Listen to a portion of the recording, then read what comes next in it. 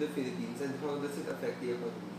The number one cause of unemployment in the Philippines is, of course, the lack of land reform in the Philippines. Majority of large land holdings in the Philippines are owned by just a few families, a few dynasties, who most of the times also control the big businesses in the country. So they have a virtual monopoly of the land resources, the political power, etc. in the Philippines. So because of the lack of land reform, most of our farmers, who also compose majority of industries. So that's the second problem. The land, majority of the land holdings in the Philippines are owned by just a few families. So not most, or rather most of our farmers don't are unable to till the land. No? And the second problem would be, despite the many resources that we don't have many industries in the Philippines. Say for example, we have rubber trees in Mindanao, we have petroleum in Palawan, we have gold in Mindanao, in northern Philippines and other parts of the country. We are a resource-rich archipelago. But despite this fact that we are a resource-rich archipelago, we lack industries to process these raw materials. And instead, we just export these raw materials. So we just have few jobs in the Philippines. We just have jobs for workers who are into these extractive industries, mining, etc. And then after this, they would no longer have jobs because we don't process the raw materials that we possess. So those are the two basic problems that cause unemployment in the Philippines. Lack of land reform, and the second is the lack of industries, or the lack of an industrialization plan.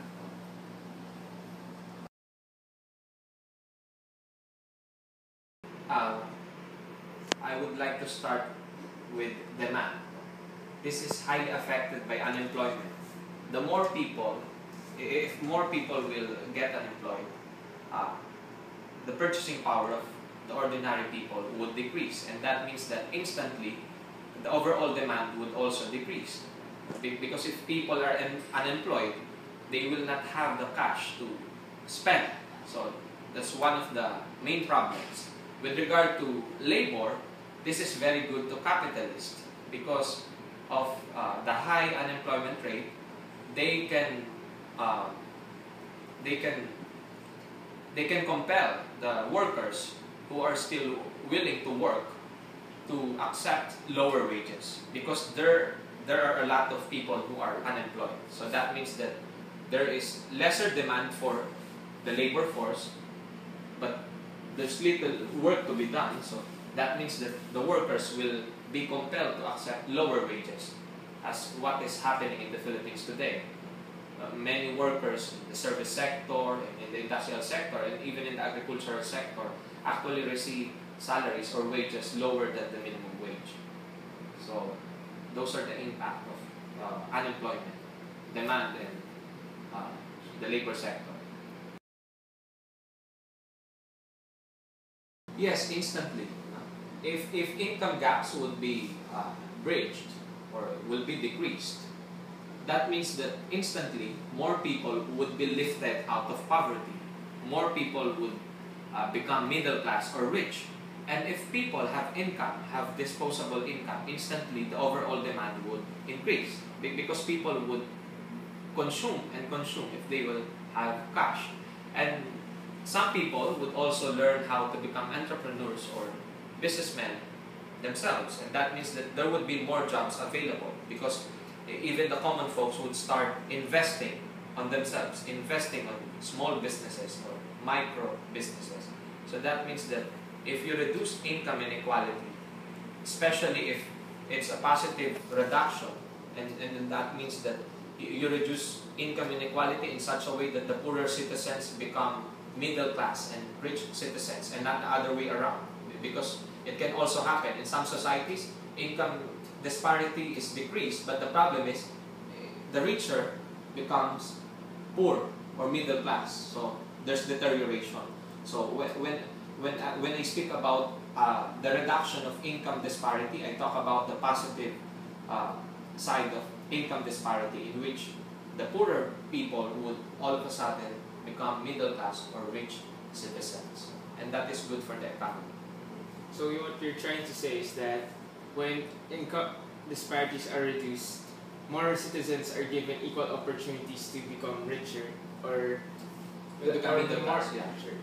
So, for example, the rich will become richer and the middle class would be also get a chance to be more rich, and while the lower class would even, so it's almost a win-win situation for everyone. Yes, somehow. Although, of course, I would prefer a society where the people would be not encouraged to become so rich at the expense of other people. Although if that would be the only option, the only improvement from our current society, I'm willing to accept that. But we need to tax them more, or to impose more taxes on the richest citizens. For as long as there's growth or there's development, the poor becoming middle class or rich citizens, I will have no problem with the socio-economic system. Unfortunately, most of the impacts of brain drain on the Philippine economy are negative. Firstly, we lack highly trained researchers and teachers because of this brain drain thing. If you will notice, most of our professionals abroad are teachers, engineers, highly skilled scientists and researchers working for the developed countries, first world countries. And precisely for this reason, these first world countries have an edge on research and technology and development because of our researchers. So, but on the other hand, of course, we also benefit from this situation.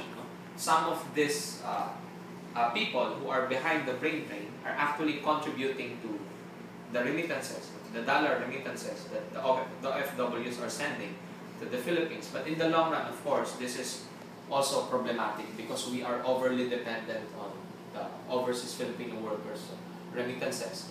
And another problem would be we also now have a shortage of highly skilled workers in the industrial sector.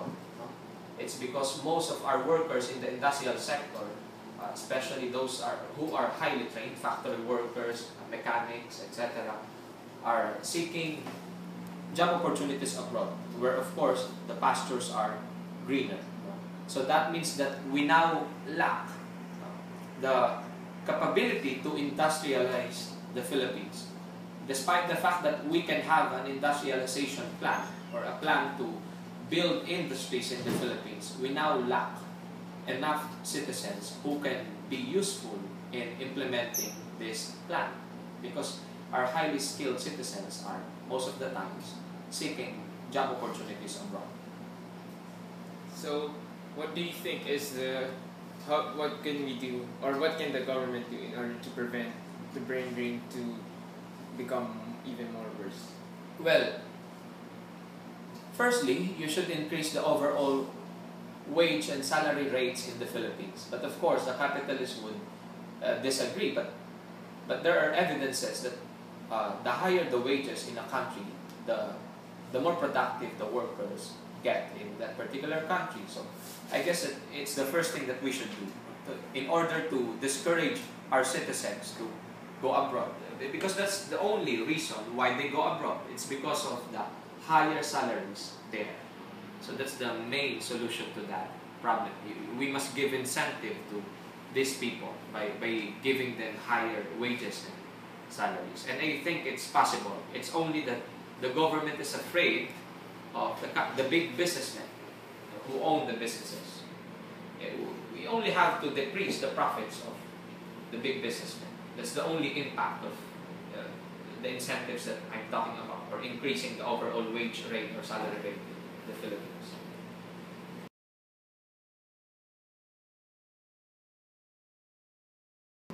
Sir, thank you for your time and for your wisdom. You're welcome. And lastly, do you have any message for the future leaders of this country? Well, especially to the Lasalians, of course. Dear citizens, dear fellow Filipinos and fellow young people of the Philippines. I'm still young, just 27, 35 is the maximum age for a person to be the young people. So I'm still calling myself young. So there is young people of the Philippines. Let us help move the Philippines forward by staying in the Philippines after graduation. So I mean that we should spend our time helping the Philippines develop as a first world country. And the only thing that we should do is to work for the Philippines.